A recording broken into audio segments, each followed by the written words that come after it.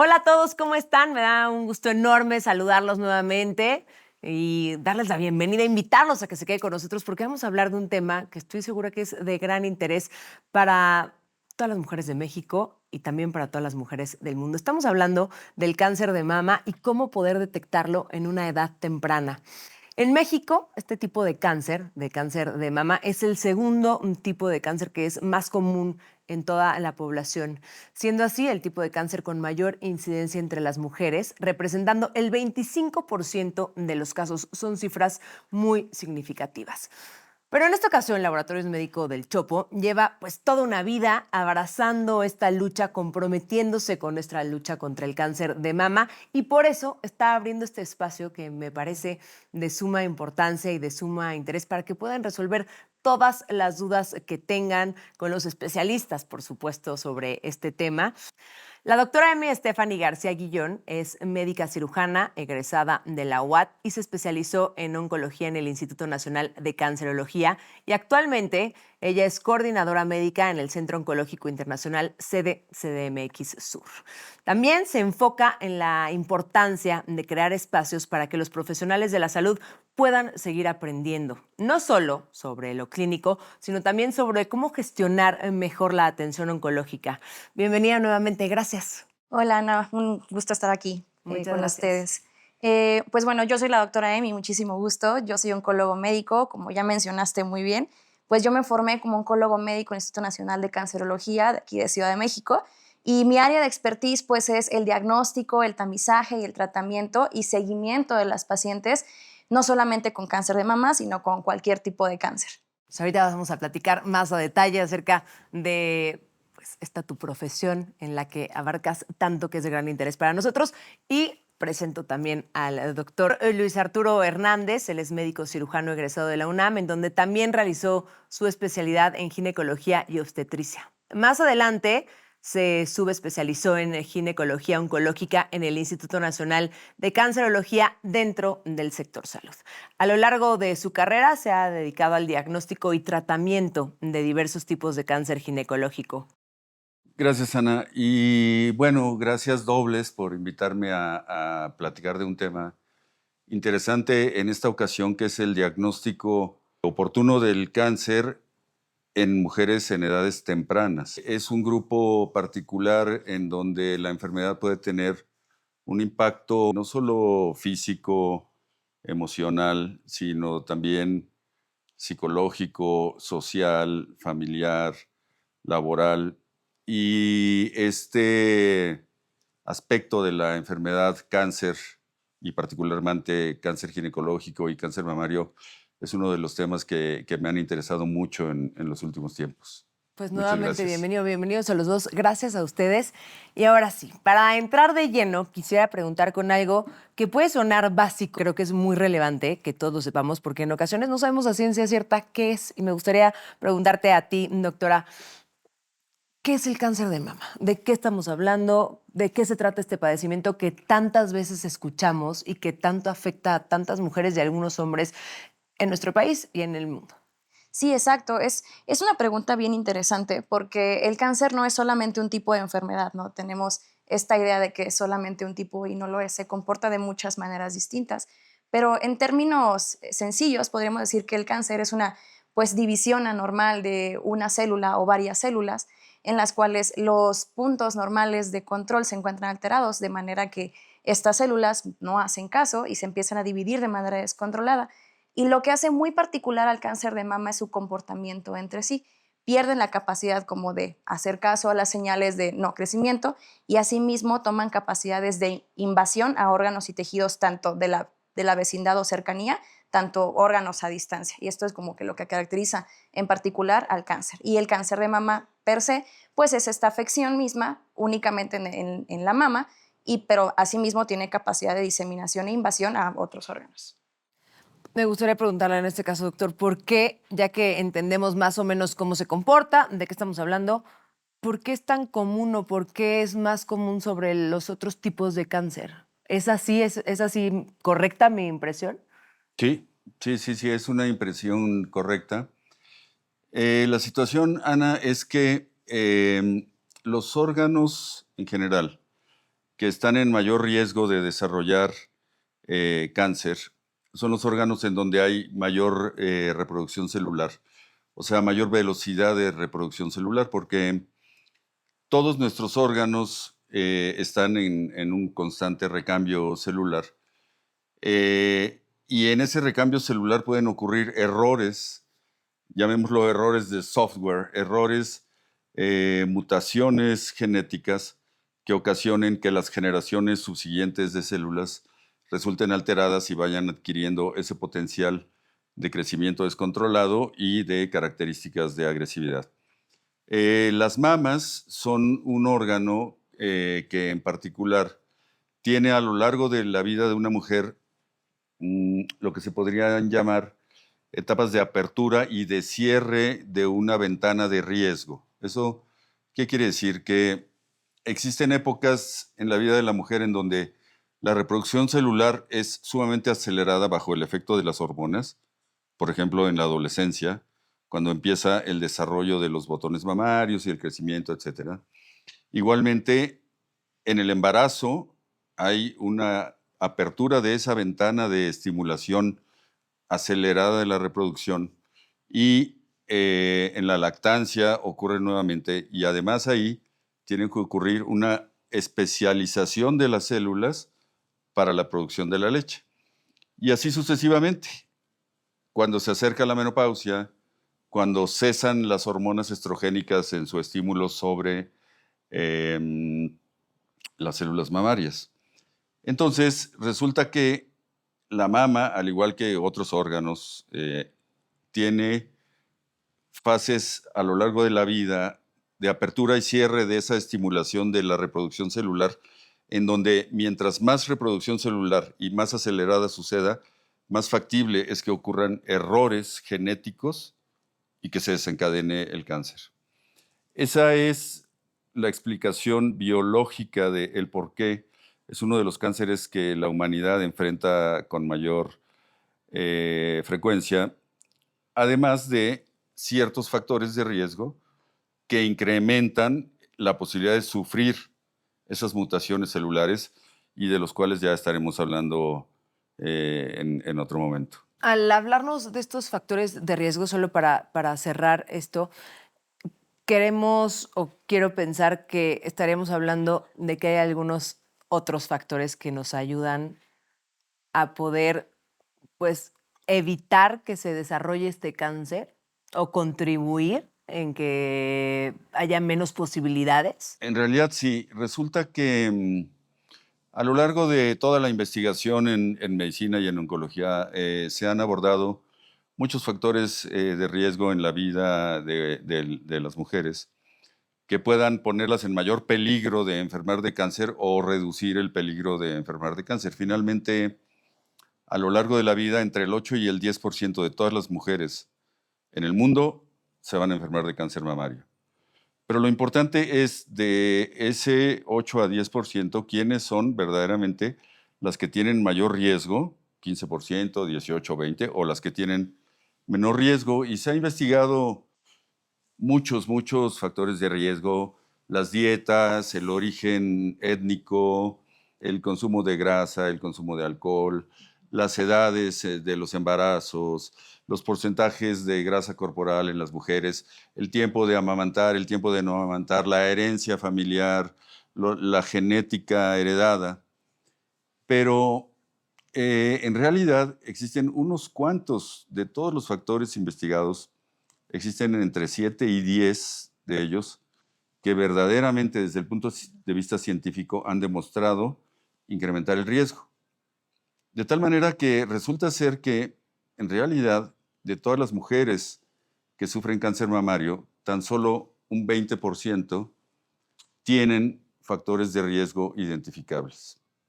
Y eso es un problema porque cuando los médicos, las autoridades de salud y las poblaciones creen o dan por hecho que al no tener factores de riesgo no pueden enfermar, hay descuido.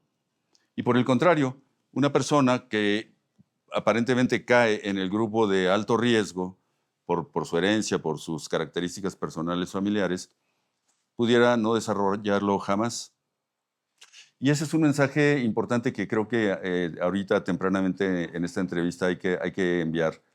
Y es que en realidad la vigilancia debe ser universal, o sea, la vigilancia debe incluir a todas las mujeres, a todas las edades, y no confiar en que, no, es que en mi familia nunca ha habido, entonces esto que yo tengo no ha de ser.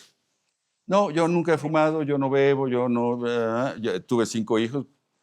O sea, dar por hecho que al no tener factores de riesgo, entre comillas, yo no me puedo enfermar, es un grave error y probablemente sea uno de los grandes pesos que arrastramos justamente como obstáculos para las detecciones oportunas.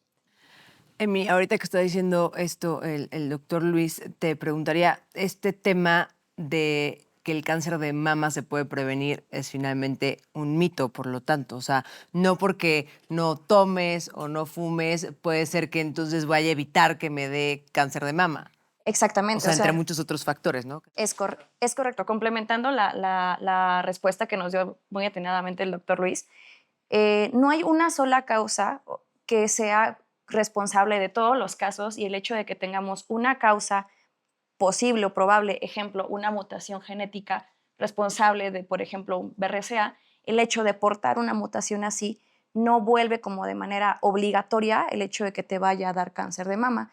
El hecho de fumar o el hecho de tener factores de riesgo, bien, aumenta el riesgo, sin embargo, no lo vuelve un hecho. Y el hecho de que no tengas factores de riesgo, pues tampoco te exime de padecerlo. De hecho, complementando un poquito las estadísticas, a nivel mundial, a 1 de cada 8 mujeres va a padecer cáncer de mama en algún momento de su vida. Y en México esas estadísticas bajan un poquito por el estilo de vida que llevamos, porque tenemos incluso una paridad un poco más alta que el resto del mundo. Entonces es un pequeño factor protector. Eso cambia un poquito la estadística.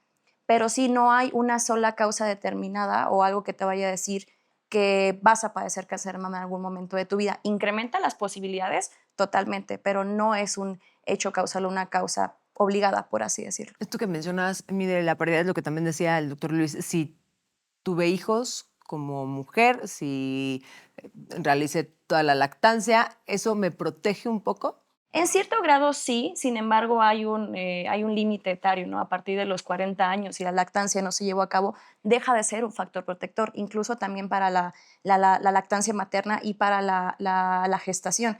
Después de los 40 años deja de ser un factor protector. Pero fíjate, Ana, que un mensaje que yo procuro siempre darle a mis pacientes ante el diagnóstico o la sospecha es, mira, nada de lo que has hecho en tu vida es la causa de tu enfermedad. Es correcto. Y tampoco nada que no hayas hecho es la causa de tu enfermedad. Porque, pues, se escuchan, por ejemplo, conocimientos acerca de la mujer que no tuvo hijos tiene más riesgo, la mujer que amamantó menos tiempo, la mujer que se puso implantes, la mujer que fuma. Realmente no se puede atribuir a una mujer en específico, tu cáncer de mama se debió a Esto. tal situación. Y ese es uno de los puntos que casi siempre procuro tocar en las primeras consultas, porque cuando las mujeres reciben la noticia de que hay una sospecha o una confirmación del cáncer mamario, una reacción casi inmediata es incredulidad, pero también dentro de las primeras reacciones emocionales viene la búsqueda de explicación e incluso la culpabilización. Sentirse culpable ella misma o culpar a otros por lo que está sucediendo, que en ese momento es una tragedia, ¿no? Por supuesto, y debe ser una noticia sin duda fuerte. Y también hace unos instantes mencionaste a partir de los 40 años. Entonces ahí me gustaría hacer hincapié en el tema de la edad. ¿Hay una edad en donde seamos más propensas, en donde tengamos más riesgo, o este riesgo siempre está o se aumenta? ¿Cómo es el tema de los años? La respuesta corta, y Luis no me va a dejar mentir, es el riesgo siempre existe. Cuándo es más y cuándo es menos es diferente. Ejemplo, las estadísticas en la mujer mexicana nos dicen que a partir de los 50 años tenemos un poco más de riesgo, ¿no? Sin embargo, tomando en cuenta cómo se llevan a cabo las estadísticas, la prevención o el tamizaje tiene que llevarse a cabo a partir de los 40 años, pero eso no nos exime de llevar a cabo también cierto grado de tamizaje o prevención o estar al pendientes desde incluso antes. El hecho de ser más jóvenes o tener 35 años no te exime de tener cáncer de mama. También se puede presentar, pero es más frecuente verlo a partir de los 40. Es más frecuente verlo, pero si hablamos de pruebas, Luis, ahí, ¿qué me puedes decir? ¿Te tienes que hacer una prueba a partir de qué edad? O si tienes unos factores de riesgo porque tu mamá tuvo cáncer o tu abuela, tienes que empezar antes a hacer estas pruebas. ¿Y de qué prueba estamos hablando? ¿Cómo se maneja esto? Sí, esa es una excelente pregunta. Fíjate que en realidad lo que es un hecho, y creo que debe ser un mensaje central de la conversación, es que el método de detección temprana por excelencia y el demostrado es la mastografía. La mastografía que a veces tiene que ir acompañado con ultrasonido. Las edades a las cuales se inicia la pesquisa dependen de las poblaciones y dependen también de la epidemiología de cada país, de cada grupo étnico, de cada región del mundo o de cada región de un determinado continente. Entonces, en realidad, los gobiernos dictaminan a qué edad se empiece a hacer la mastografía, apoyados en datos estadísticos, y esto se basa en cuántas mastografías necesitaría yo realizar para detectar un caso de mama o salvar una vida por cáncer mamario. Entonces, por ejemplo, a los 30 años ocurre un caso de cáncer mamario entre 5,000 mujeres a los 30 años de edad.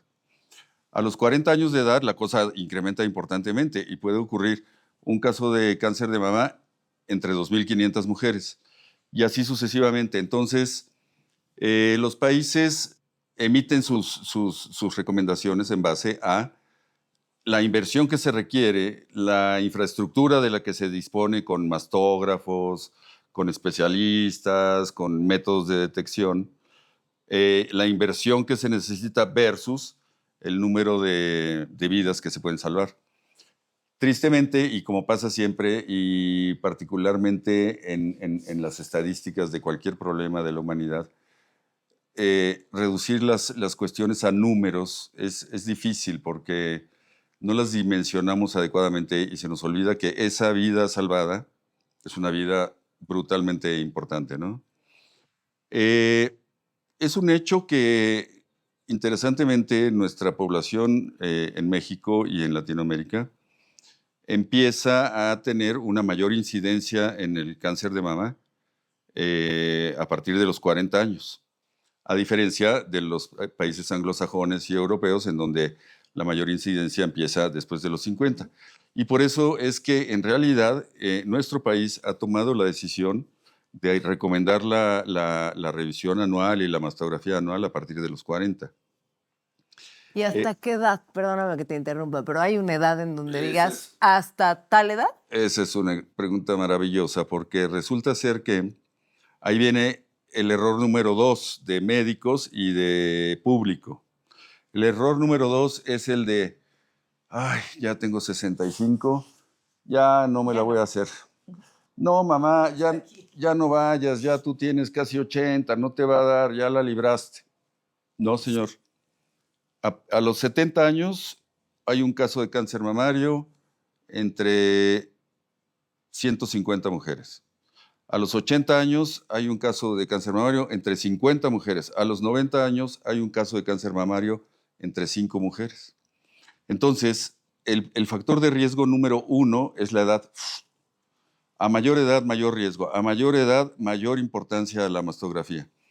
Y ese es otro de los conceptos que afortunadamente en foros como el tuyo tenemos la oportunidad de contribuir a modificar. El riesgo no disminuye ni se termina, al contrario, aumenta. Claro. Entonces podemos decir, Emi, que esta prueba de la mastografía es algo que tenemos que realizarnos cada año, no la debemos de soltar. no la debemos de dejar para después. Y es uno de los estudios que tenemos que tener, por decirlo de alguna forma coloquial, pues de cajón. Es correcto, o sea, justo como comentaba el doctor Luis, nadie está exento, o sea, hay pacientes tan jóvenes que he visto hasta de 28 años o pacientes tan añosas, por ejemplo, de 80 años o más, ¿no? El cómo vamos a tratar o cómo vamos a abordar a una paciente depende de su grupo etario, depende del tipo de cáncer que tenga, depende de los deseos de la paciente, de cómo esté, por supuesto, el contexto familiar y la red de apoyo que tenga. Entonces, justo a través de todos los grupos etarios, la mastografía es la base y es el pilar del screening y tamizaje en el diagnóstico.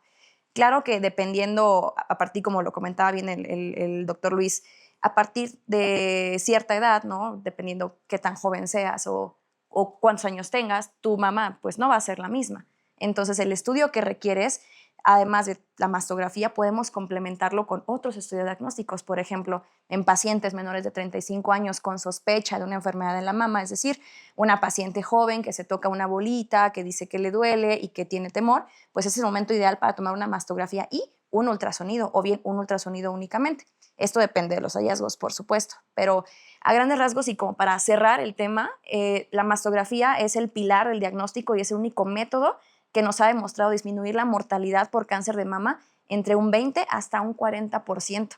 Más allá de la resonancia, más allá del ultra, el PET, etcétera, el único que por economía y que por estadística ha demostrado que baja la mortalidad es la mastografía.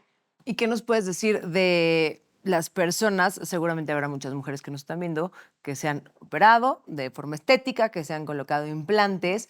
¿Ahí qué ocurre con una mastografía? ¿Se hace igual? ¿Cambia el procedimiento? ¿Es más difícil de detectar o todo sigue igual? Es una excelente pregunta porque justamente México es el tercer país, si mal no recuerdo, que tiene estas cirugías de mama de tipo estético, ¿no? Entonces estas las ves más frecuentemente en pacientes jóvenes de los 20 a los 35, 37 años y más o menos las cirugías estéticas vas a ver el 50% que se realizan en este grupo de edad.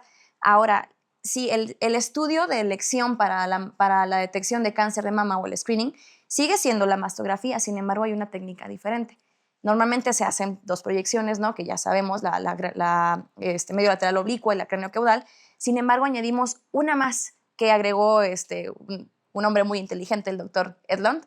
Entonces, se hacen dos proyecciones extra por cada mama. Entonces, el inconveniente es que es más difícil ver el tejido mamario debido a este implante. Entonces es más sencillo que pueda pasar por alto alguna lesión, es más difícil ver el tejido mamario que se encuentra detrás del implante. Entonces, por eso ocupamos estas proyecciones especiales y hay médicos que prefieren otros estudios diagnósticos, como por ejemplo el ultrasonido. Entonces hay que complementarlo. Nada más quería yo agregar aquí un detalle.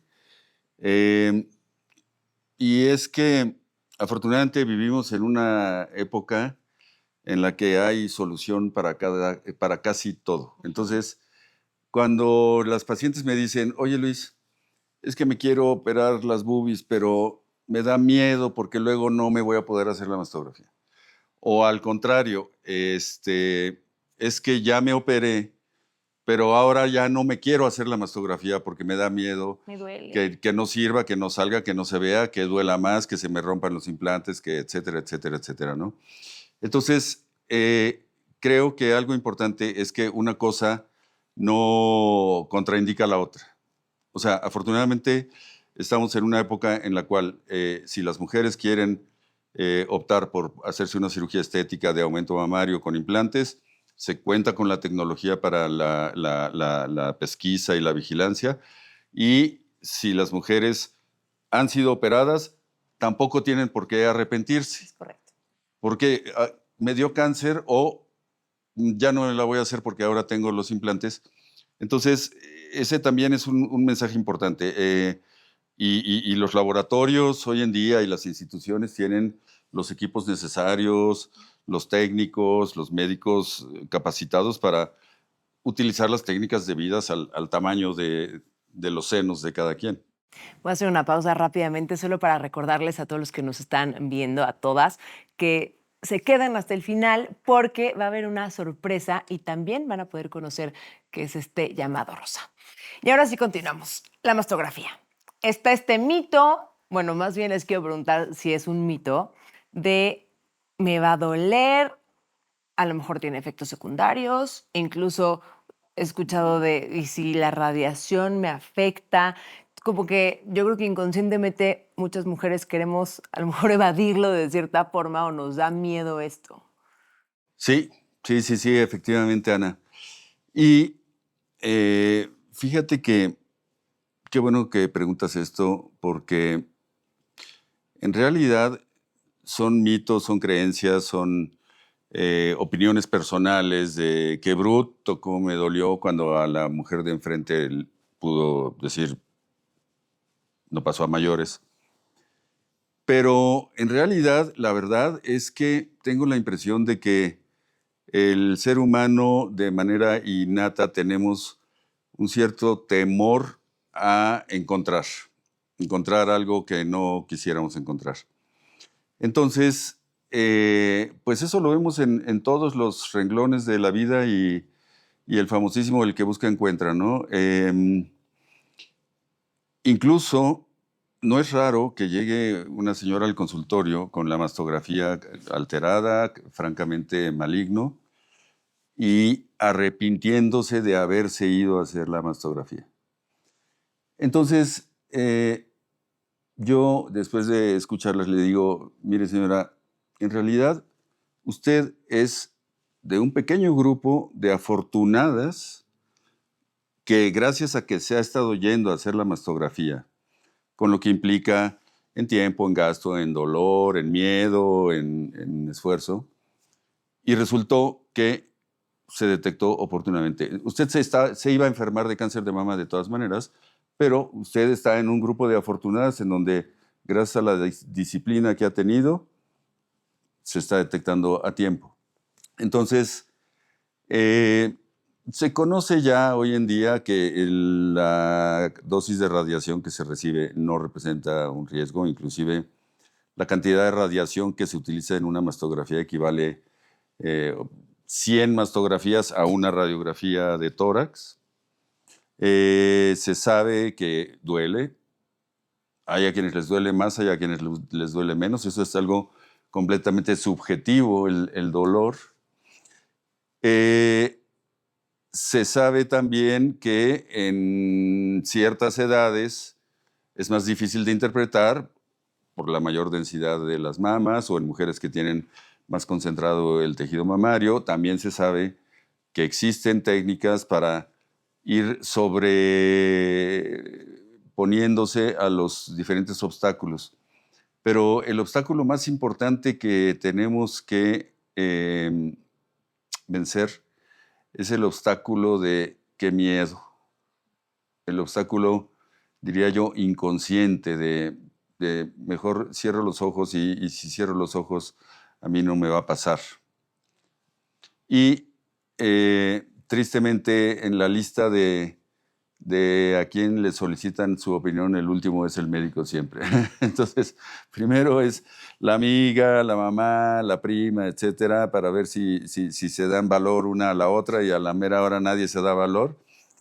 Pero bueno, hoy en día es el método obligatoriamente necesario para que las mujeres caigan en ese grupo afortunado de diagnóstico oportuno. Por supuesto, afortunado. Bien, lo indicas tú, Luis. Y cuando hablamos de edades que tocamos hace rato, es una realidad que también te puede dar, pues, después de los 20. Pero ahí, sin embargo, no se recomienda tanto la mastografía porque nos empiezan a decir que a partir de los 40 o a partir de que tengas ciertos, pues, a lo mejor factores de riesgo que conozcas, pero también creo que muchas veces queda en mito o queda en que lo buscamos en internet o queda en lo que nos dice la amiga. Entonces, ustedes como médicos, ¿se recomienda que se haga o qué prueba se haga a partir de los 20 o no es necesario? ¿O qué dirías tú en torno a esta, pues, edad temprana? Es una pregunta pues bastante interesante porque no, en realidad el método de screening ideal en una paciente joven es conocer su propia mama, ¿no? La autoexploración. Las guías nos dicen que a partir de los 18 años deberíamos hacernos nosotras como mujeres la autoexploración, ¿no? Una vez al mes al menos, 7 días después de terminado el periodo menstrual, y conocer las características normales de nuestra mama. A partir de los 25 años, lo ideal es que vayas una vez al año a hacer un examen clínico, pues por un médico.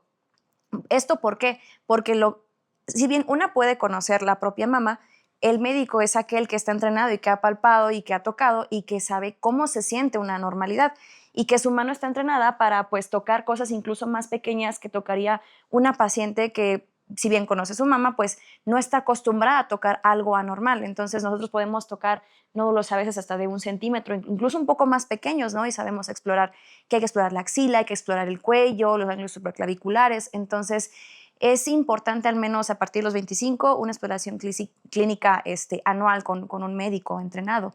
A partir de los 40 la mastografía, y básicamente eso es lo que engloba el screening antes de los 40 años, ¿no? Conocer tu propia mama es clave. Y el momento ideal para hacerte una mastografía antes de los 40 es cuando tú detectes algo, por pequeño que sea, y si tú tienes inquietud y tú sientes que algo está mal, lo ideal es ir a hacérsela, ¿sale? Y en caso de que tu mama sea muy densa y vamos al doctor y presentamos una mastografía, pudiésemos complementar con un ultrasonido en caso de ser necesario y que el estudio no sea determinante. Luis, ahorita que menciona esto, Emi, si yo me realizo, cualquier persona que nos están viendo, me realizo o se realizan esa autoexploración, ¿en qué se deben de fijar? O sea, ¿qué es lo que debes de decir, esto no está bien, o qué es lo que debes buscar? O es evidente, porque Emi dice, hay unos que pueden ser muy chiquitos, pero hasta esas bolitas chiquitas o esos nódulos, ¿los podemos sentir? ¿O qué tenemos que hacer? Porque hay veces que intentamos, o sea, me ha pasado, seguramente les ha pasado, que intentamos hacer esa autoexploración, pero no sabemos a ciencia cierta ni en qué fijarnos, ¿no? Esperamos a lo mejor sentir una bola muy grande cuando pues, ya es muy evidente. Sí, es un problema. Es un problema. La autoexploración se ha recomendado durante décadas y décadas y décadas y se han descrito diferentes maneras de hacerlo, que si en sentido circular de adentro para afuera, de arriba para abajo, que si ahora ponte enfrente del espejo, contrae los pectorales, El brazo, sube ¿no? los brazos, Alzado. toca la axila, toca la otra axila. Y la verdad absoluta es que en realidad todas las mujeres están igual que tú, sin saber qué buscar, sin saber en qué me fijo, qué es lo que tengo que encontrar, cuándo me debo preocupar y cuándo no. Entonces, tristemente, el valor de la autoexploración ha ido descendiendo porque científicamente se ha demostrado en estudios epidemiológicos comparativos de qué tanto impacto tiene la autoexploración como único método de detección.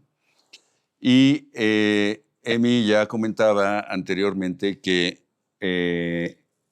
pues la mano no entrenada es difícil que encuentre algo. Yo creo que la recomendación en realidad desde que las niñas empiezan a desarrollar en la pubertad las mamas es conocer las propias mamas.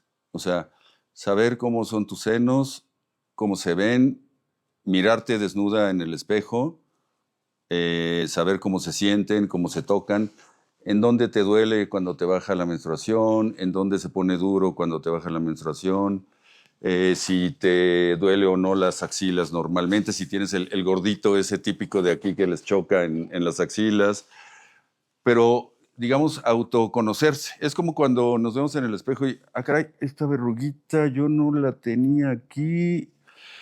Y ante el hallazgo de cualquier anomalía, y ya me voy a salir del cartabón de los libros de oncología de que sangrado por el pezón, retracción por el... Ante el hallazgo de cualquier anomalía, preguntar, consultar. Y esto vale específicamente para mujeres jóvenes que tienen mamas más firmes, para mujeres que han tenido hijos, para mujeres que están embarazadas o que están amamantando, porque es tristísimo cuando una embarazada o una mujer que está amamantando al bebé viene con un gran tumor y ya pasó por varios familiares y varios médicos que le dijeron, tranquila, es una bola de leche, no pasa nada.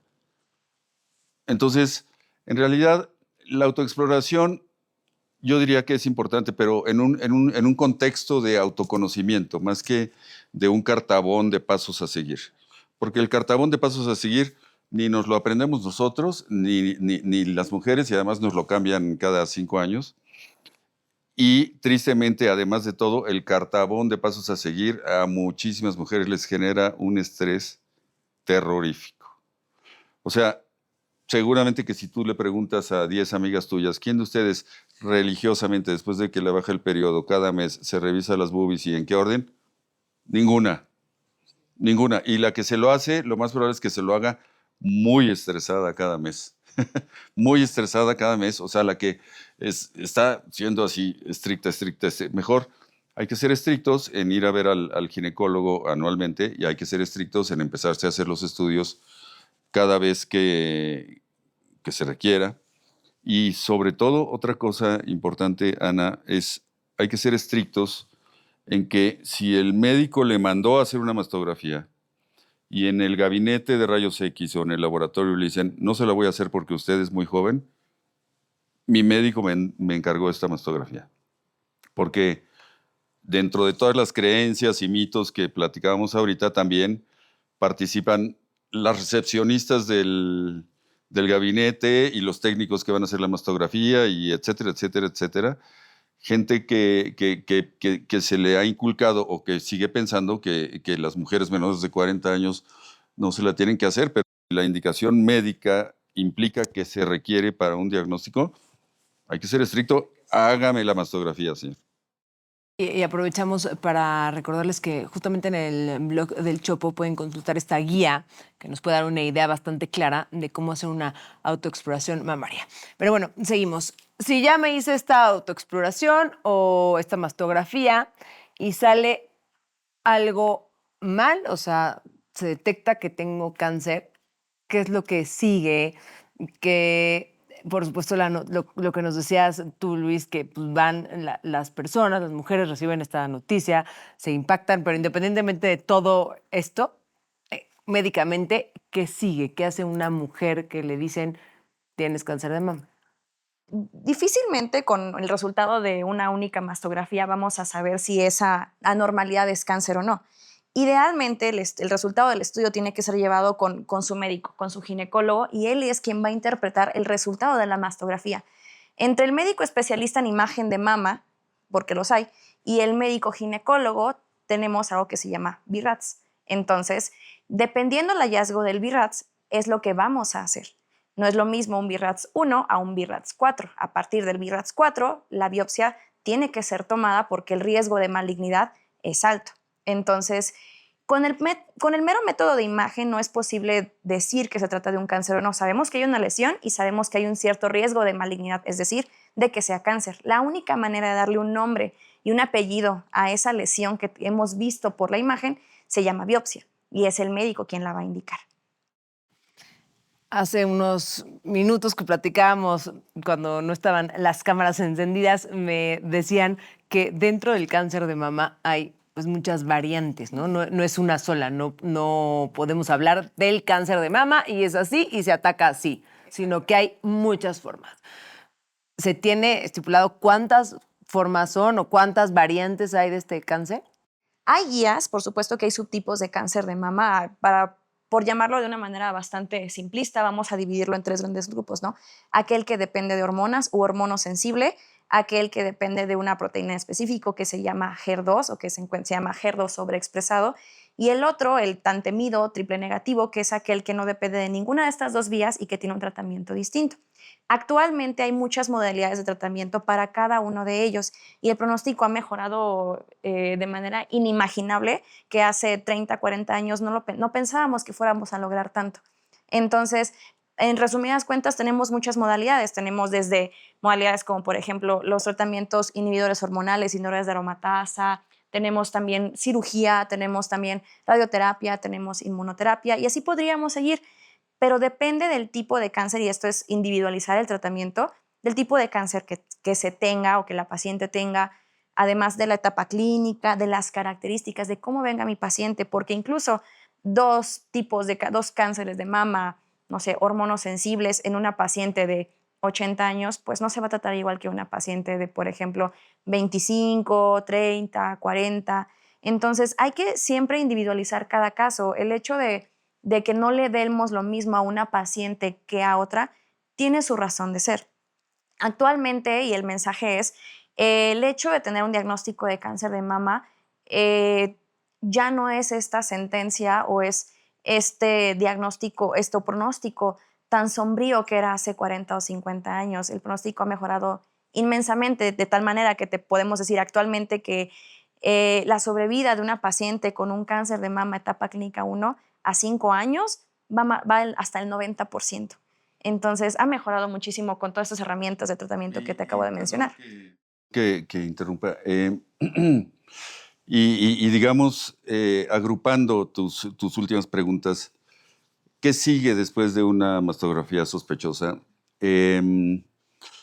Yo diría que lo primero que sigue es que no cunda el pánico al leer el informe, porque lo más probable es que la paciente no entienda el 70% de lo que dice ahí, y tristemente los médicos tendemos a tener escalas para todo. Haz de cuenta. BIRATS se refiere a una imagen, BIRATS 1, 2, 3, 4.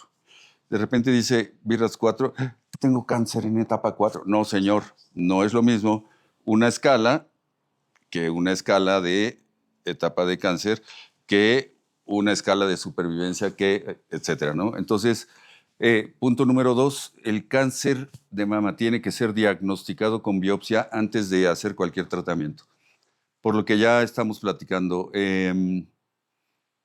hace 20 años dividíamos al cáncer en 3 grupos y las pacientes entraban al quirófano con el nódulo sospechoso aquí. Le quitábamos el nódulo, lo estudiaba el patólogo y decía maligno, y entonces le amputábamos la mama y los ganglios axilares. Hoy en día, el progreso científico en la histopatología, en los estudios genéticos, en los estudios moleculares, ha llevado a que el cáncer de mama se haya ido subclasificando en una bola de variantes que ya explicaba Emi, que se quedó como a la 10ª parte de todas las variedades que existen. Luis, Emi, gracias a los dos, gracias por toda la información, por respondernos estas dudas que estoy segura que van a ser de gran utilidad para todas las que están y todos los que están viendo este live y que también lo van a compartir. Y entonces así vamos a ir quitando un poco estos mitos, vamos a ir aclarando muchas cuestiones, vamos a ir pues disciplinándonos a hacer estas mastografías año con año sin que haya un límite de edad, algo que con lo que me quedo muy relevante. Y quisiera que, si por favor, empezando por ti, Emi, puedes dar algún consejo, alguna reflexión, algo, así como yo lo acabo de decir, de para mí no, me quedo con que no hay un límite de edad para hacerme estas mastografías, ¿no? Tú como médica especialista en esto, ¿qué puedes decir? Un montón de cosas, pero un mensaje que me gustaría dar es el hecho de que el apego, el no dejar algo pasar por miedo es bien, bien importante. Yo sé y es indiscutible que todas tenemos miedo de descubrir algo en las mamás, que el hecho de la posibilidad de estar enfermas pues es terrible y el miedo nos puede llegar a invadir, pero tomando en cuenta todo lo que ha avanzado el tratamiento, resulta una luz de esperanza para muchas pacientes descubrir el cáncer en etapas más tempranas, ¿no? Y que si, teniendo en cuenta que también tenemos, si tuviésemos la facilidad de tener este recurso de la mastografía cerca, se aproveche en caso de ser posible, ¿no? Entendemos que hay contextos bien complicados y que a veces suena muy fácil decirlo y no tan fácil hacerlo, pero si tenemos esta herramienta cerca de casa o tenemos a alguna familiar o amiga que tenga alguna lesión o nos haya contado que tiene una lesión en la mama o una bolita o algo que ella tenga miedo y no sepa qué es, que se le apoye y se le acompañe y le ayuden a dar este paso tan importante que es continuar con un estudio que puede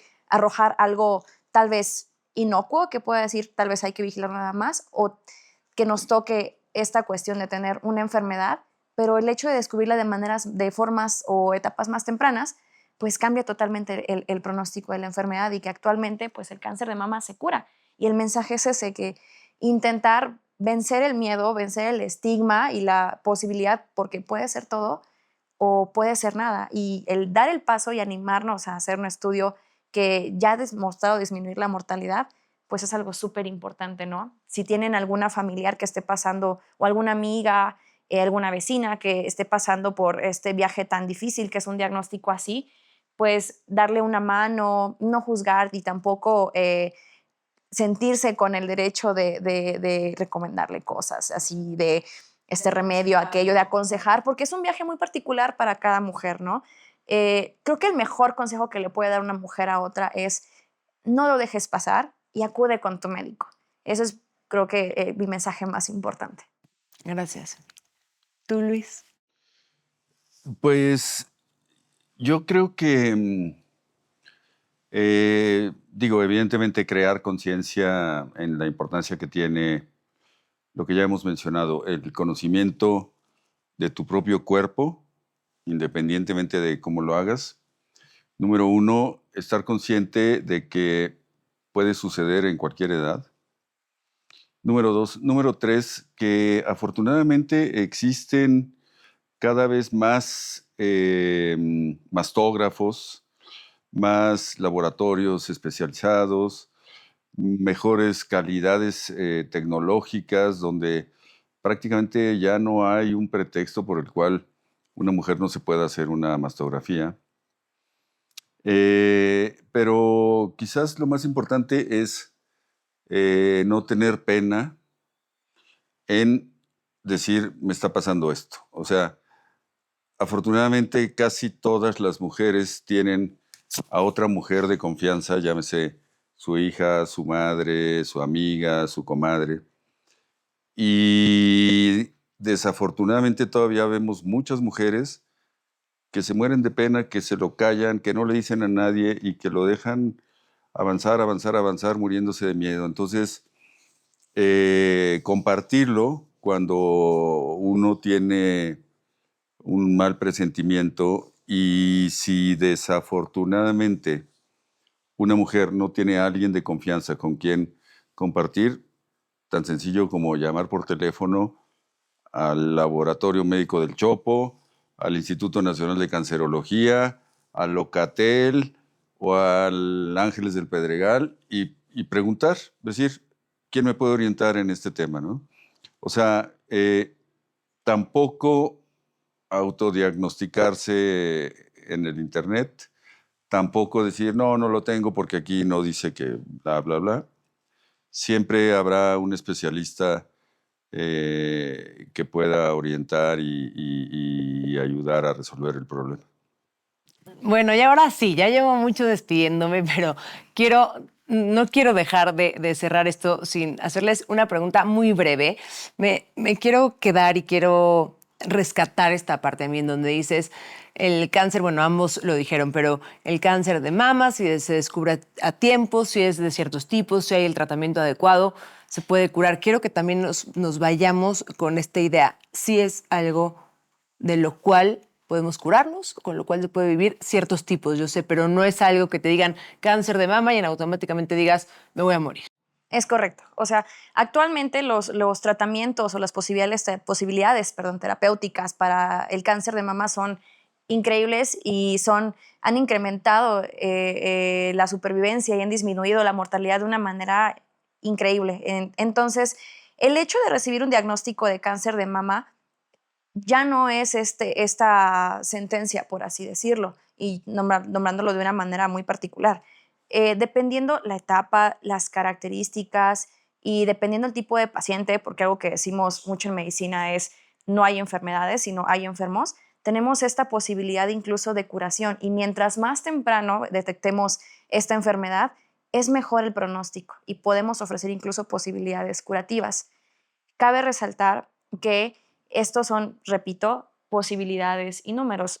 ¿Existe un riesgo es decir, de que regrese el cáncer de recurrencia? Sí. Sin embargo, a menor etapa, o es decir, mientras el cáncer sea más pequeño o sea, se ha diseminado menos, la posibilidad de curación es mayor.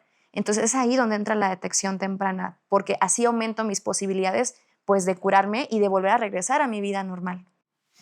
Ahorita que menciona Emi, la última pregunta para ti, Luis, a menor etapa, yo sé que es en cuestión de qué tan rápido podemos detectarlo, pero también me gustaría, rescatando esto de menor etapa, si me da cáncer de mama más joven, ¿tengo mayores posibilidades de salvarme o no tiene nada que ver la edad con la cuestión de riesgo del cáncer? Es una pregunta sumamente interesante, Ana, que está todavía en discusión científica. Es difícil generalizar, pero las mujeres jóvenes, en términos generales, se podría decir que tienden a tener tipos biológicos de mayor agresividad. Pero eso no quiere decir que una señora de 70 años vaya a tener un cancercito, levecito, ¿no? Entonces, en realidad todavía se discute si a menor edad, mayor gravedad, mayor riesgo y mayor riesgo de muerte. Pero mientras esa discusión continúa, lo que sí debemos mantener en mente es que el hecho de ser una mujer joven no la libera del riesgo. El hecho de ser una mujer joven con una anomalía amerita estudio. Y algo, creo yo, sumamente importante es el papel del médico también como un apoyo emocional, como un tranquilizador y un orientador para las mujeres, porque pues ya hemos estado hablando de la tremenda confusión que surge en la mente de una mujer que está siendo diagnosticada. Y cuando la mujer diagnosticada tiene 30 años, excuso decirte las que se arman.